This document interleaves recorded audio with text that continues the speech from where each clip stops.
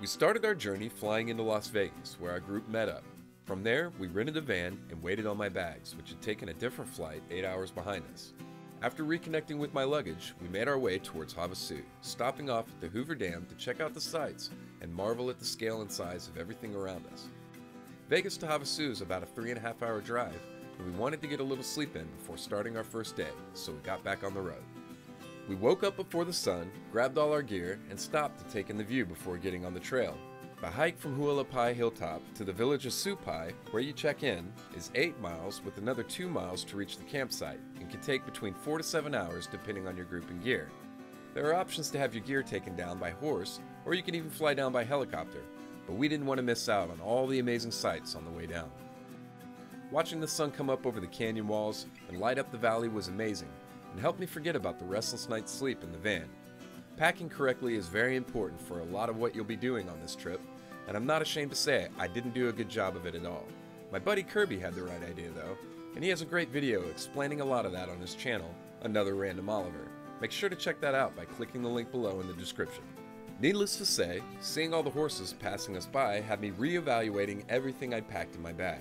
Water is very important, especially if you start your trip down the canyon later after sunrise because of the heat, as there are no water points between the parking lot and SUPAI village.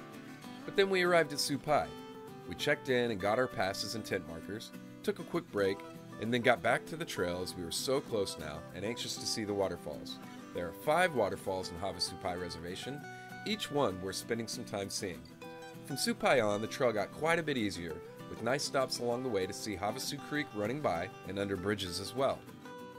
We took a little time picking out the perfect camping spots towards the very back of the campgrounds, set everything up to our liking, then immediately headed back to HAVASU Falls to cool off after the long hike with a dip in the cold, clear blue waters. HAVASU Falls is the main attraction here.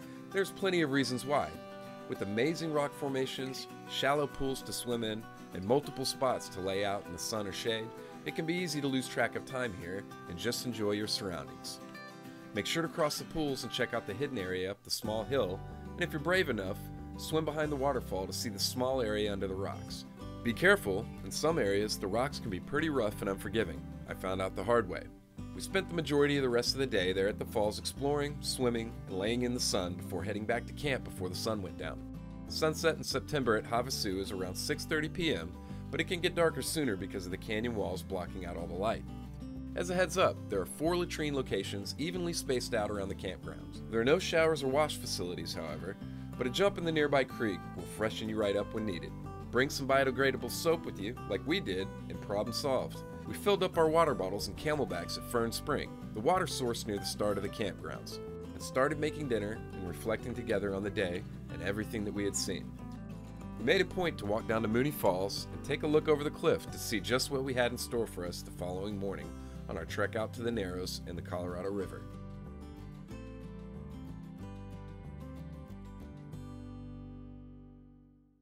We started out the next day, excited to see all the sights that lay ahead. Starting with scaling down the cliffs at MOONEY Falls, we had an 8-mile trek to the Colorado River and the Narrows, one of our main goals on this trip, followed by the 8-mile trek back to camp. We were eager to climb to the bottom and see this amazing waterfall from a different perspective. Getting down the cliffs can look really intimidating to some of us. Others had no problem at all.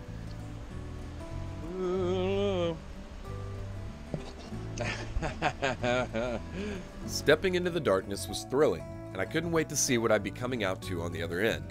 And I wasn't disappointed.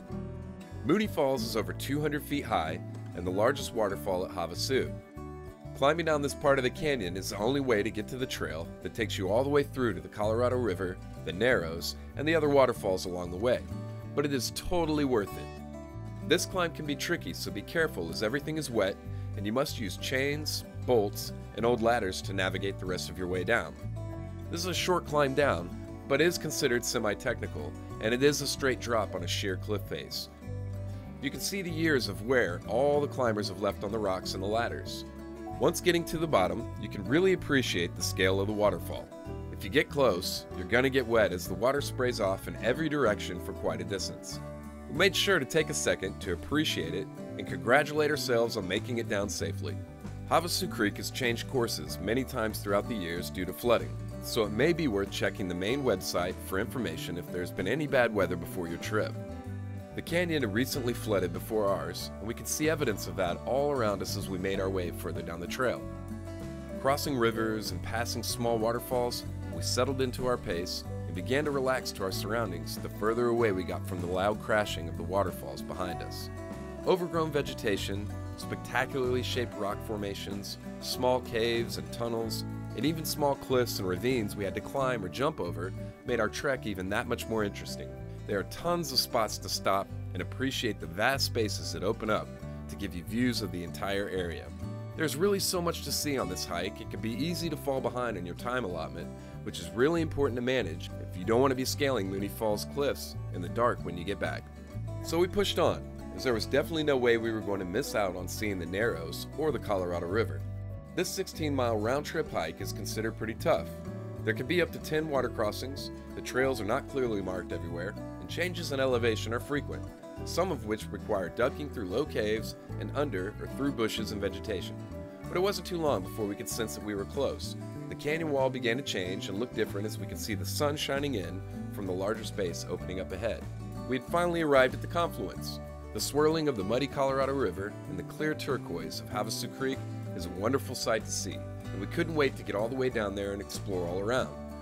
So we dropped our gear, stripped down to our swimsuits, climbed down the cliffs, and did just that. Getting down into the Narrows was awesome.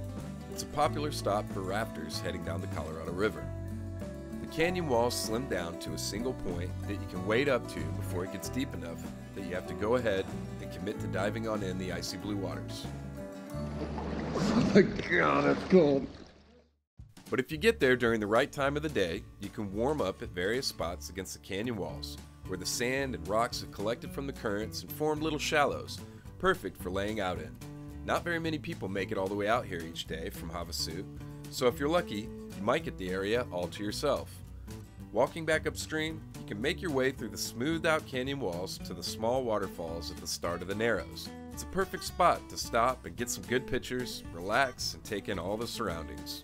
We ended our time at the Narrows chatting with some of the rafters that had stopped there for a rest, getting to know them over a beer, and then got back on the trail to try to make it back before dark.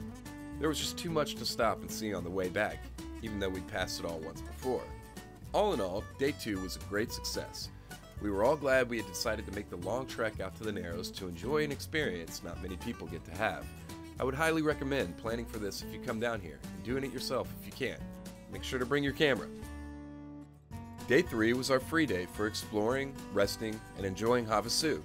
We caught up on our rest, ate breakfast, and headed down to the base of HAVASU Falls to lounge around all day. We found some floats to lie on and passed out in the sun for a bit before making sure we got all the pictures we could ever want. Then played around in the pools till we worked up an appetite around mid-afternoon. The locals come down to the top of the falls and set up a grill most days, where you can buy burgers and cokes, which I decided to try. They were delicious. After eating our fill, we ventured back down and lounged around some more, reflecting on the last several days and all that we had seen and done, marveling at how quickly it had all passed. It really felt like the days were just not long enough to squeeze in everything we wanted to do, but we had planned well and accomplished quite a bit on this journey. As the shadows began to get longer over the canyon walls, we called it a day, heading back to camp to rinse off in the creek and collect all our gear so we could make an early exit the next morning. We were going to be getting up at 3 a.m., so we wanted to turn in early so we could eat breakfast and head out by 4 a.m. in order to beat the sun back through the canyon.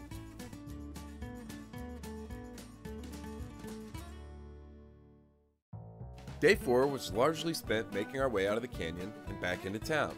But before we go, a few final thoughts. Badges and tent markers are required to get onto the reservation. It costs $100 a night per person on the weekdays and $125 per person per night on weekends. Badges also sell out incredibly quick, usually on the first day, with all of 2019 already being sold out. You can check out their website for more information on how to reserve your dates. That's all for this episode. Thank you all so much for watching our little tour of HAVASU Falls. Hit that subscribe button so you can keep up to date on all our travels, or you can reach out to us over on Instagram, Twitter, and Facebook. You'll find those links in the description as well. Have a great week!